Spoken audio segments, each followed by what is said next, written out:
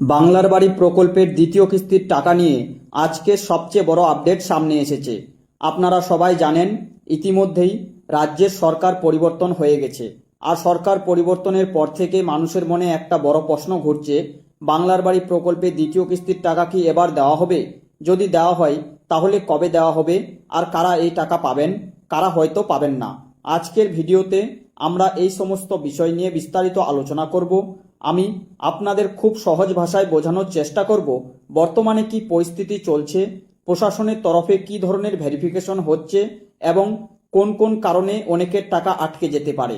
বন্ধুরা, এখন যেটা সবচেয়ে বড় আপডেট সামনে আসছে সেটা হলো দ্বিতীয় কিস্তির টাকা দেওয়ার আগে নতুন করে অনেক জায়গায় যাচাই প্রক্রিয়া শুরু হয়েছে। অর্থাৎ কারা সত্যি বাড়ির কাজ শুরু করেছেন, কারা সরকারি নিয়ম মেনে চলেছেন, সেই সমস্ত বিষয় খতিয়ে দেখা হচ্ছে। অনেক এলাকায় ইতিমধ্যে আধিকারিকরা বাড়ি পরিদর্শনে যাচ্ছেন বলে খবর পাওয়া যাচ্ছে। ফলে যাদের বাড়ির কাজ চলছে তাদের জন্য কিন্তু এটা একটা খুব গুরুত্বপূর্ণ সময়।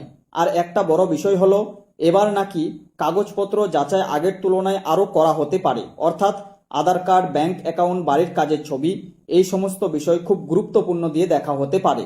তাই যারা ভাবছেন প্রথম কিস্তি পেয়েছি মানে দ্বিতীয় কিস্তির টাকা নিশ্চিত, তাহলে বলবো বিষয়টা কিন্তু পুরোপুরি এমন নয়। কারণ এবার রিপোর্ট ভালো থাকলে তবেই দ্বিতীয় কিস্তির টাকা পাওয়ার সম্ভাবনা বেশি থাকবে। ভিডিওর মধ্যে আমি আপনাদের বলবো প্রথমত দ্বিতীয় কিস্তির টাকা কবে নাগাদ আসতে পারে, দ্বিতীয়ত কারা এই টাকা পাওয়ার সম্ভাবনা বেশি, এবং তৃতীয়ত কোন কোন কারণে অনেকের নাম বাদ পড়ে যেতে পারে। তা ভিডিওটা একদম শেষ পর্যন্ত দেখবেন, কারণ আজকের তথ্যগুলো অনেকের জন্য খুবই গুরুত্বপূর্ণ হতে চলেছে। তো চলুন আর দেরি না করে শুরু করা যাক আজকের এই বড় আপডেট। এখন সবচেয়ে বড় প্রশ্ন হলো বাংলার বাড়ি প্রকল্পের দ্বিতীয় কিস্তির টাকা কবে আসতে পারে। দেখুন, সাধারণত বাংলার বাড়ি প্রকল্পের টাকা ধাপে ধাপে দেওয়া হয়। প্রথমে প্রথম কিস্তির টাকা দেওয়া হয় বাড়ির কাজ শুরু করার জন্য। তারপর যখন প্রশাসনের পক্ষ থেকে যাচাই করা হয় যে সত্যি বাড়ির কাজ শুরু হয়েছে কিনা, তখন দ্বিতীয় কিস্তির টাকা পাঠানো হয়। এখন যেহেতু প্রশাসনিক ও রাজনৈতিক ক্ষেত্রে কিছু পরিবর্তন হয়েছে, তাই অনেক জায়গায় ভেরিফিকেশন বা যাচাই প্রক্রিয়া একটু সময় লাগছে। তবে বিভিন্ন জায়গা থেকে যে আপডেট পাওয়া যাচ্ছে তাতে মনে করা হচ্ছে খুব শীঘ্রই ধাপে ধাপে দ্বিতীয় কিস্তির টাকা দেওয়া শুরু হতে পারে। বিশেষ করে যাদের বাড়ির কাজ অনেকটাই এগিয়ে গেছে এবং যাদের নাম ভেরিফিকেশন তালিকায় ঠিক আছে, তাদের আগে টাকা আসার সম্ভাবনা বেশি। আরেকটা বিষয় খুব গুরুত্বপূর্ণ, অনেক জায়গায় সরকারি আধিকারিকরা ইতিমধ্যে বাড়ি পরিদর্শন শুরু করেছেন। অর্থাৎ কার বাড়ির কাজ কতদূর হয়েছে সেটা দেখা হচ্ছে। এই রিপোর্ট ঠিকঠাক হয়ে গেলে দ্বিতীয় কিস্তির টাকা ছাড়ার সম্ভাবনা বাড়বে। তাই আপনারা যদি প্রথম কিস্তির টাকা পেয়ে থাকেন তাহলে অবশ্যই বাড়ির কাজ কিছুটা এগিয়ে রাখুন, কারণ মাঠ পর্যায়ে ছবি তোলা, রিপোর্ট পাঠানো এইসবের উপর দ্বিতীয় কিস্তির অনুমোদন অনেকটাই নির্ভর করছে। আর একটা কথা, অনেক সময় একসাথে সবার টাকা আসে না, ধাপে ধাপে বিভিন্ন জেলা ও ব্লকে টাকা পাঠানো হয়।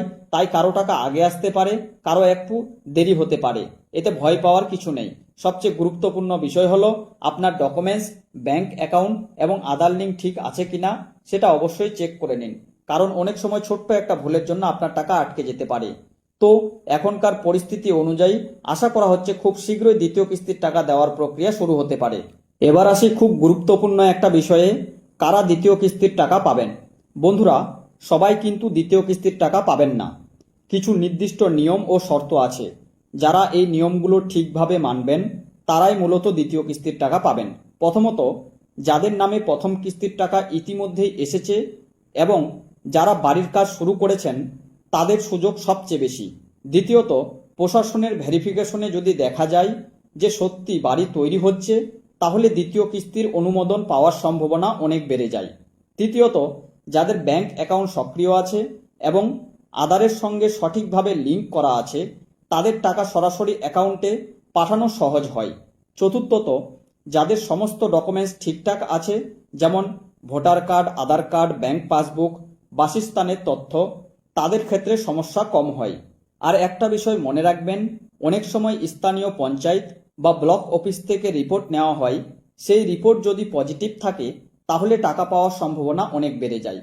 বিশেষ করে যেসব পরিবার সত্যি কাঁচা বাড়িতে থাকেন এবং সরকারি নিয়ম অনুযায়ী যোগ্য, তাদের অগ্রাধিকার বেশি দেওয়া হতে পারে। তাই আপনারা যদি এই প্রকল্পের সুবিধাভোগী হয়ে থাকেন তাহলে অবশ্যই সমস্ত কাগজপত্র আপডেট রাখুন এবং বাড়ির কাজের অগ্রগতি বজায় রাখুন। তো বন্ধুরা, আজকের ভিডিওতে আমরা জানলাম বাংলার বাড়ি প্রকল্পের দ্বিতীয় কিস্তির টাকা কবে আসতে পারে, কারা এই টাকা পাওয়ার সম্ভাবনা সবচেয়ে বেশি। সবচেয়ে গুরুত্বপূর্ণ বিষয় হলো যাদের বাড়ির কাজ চলছে, কাগজপত্র ঠিক আছে এবং ভেরিফিকেশন রিপোর্ট ভালো থাকবে, তাদের দ্বিতীয় কিস্তির টাকা পাওয়ার সম্ভাবনা অনেক বেশি। ভিডিওটা যদি আপনাদের ভালো লেগে থাকে তাহলে অবশ্যই একটা লাইক করবেন, পেজটিকে ফলো করবেন যাতে বাংলার বাড়ি প্রকল্প সহ সমস্ত সরকারি প্রকল্পের আপডেট সবার আগে পেয়ে যান। আর ভিডিওটা আপনার বন্ধু পরিবারের সাথে শেয়ার করে দিন যাতে তারাও এই গুরুত্বপূর্ণ তথ্য জানতে পারেন।